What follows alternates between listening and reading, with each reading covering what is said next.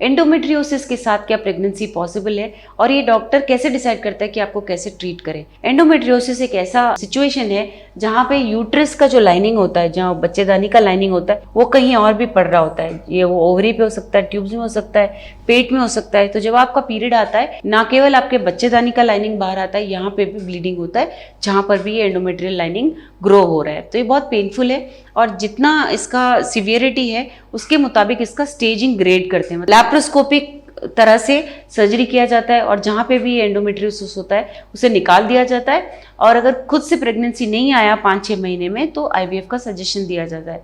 IVF बहुत आसान होता है इन पेशेंट्स के लिए। अंडे बाहर निकाले जाते हैं, एम्ब्रियोज बनाए जाते हैं और गर्भ में डाले जाते हैं फ्रीज करके। अगले साइकिल में जब ये पूरे हार्मोन्स का इफेक्ट निकल जाता है तो अगले पीरियड में इन एम्ब्रियोज को गर्भ में डाला जाता है, जिससे सक्सेस रेट बहुत अच्छा होता है।